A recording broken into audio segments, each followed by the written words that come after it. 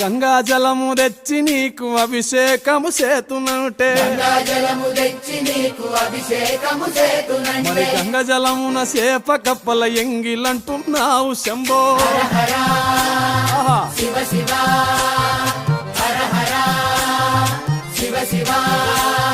సాంబ శివ నీదు మహిమ ఎన్నటికీ తెలియదాయే ఆవు పాలు తెచ్చి నీకు అర్పితము చేతునంటే ఆవు పాలన లేక దూడల ఎంగిలంటున్నావు శంభో గట్టిగా అది సాంబ శివ నీదు మహిమ ఎన్నటికీ తెలియదాయే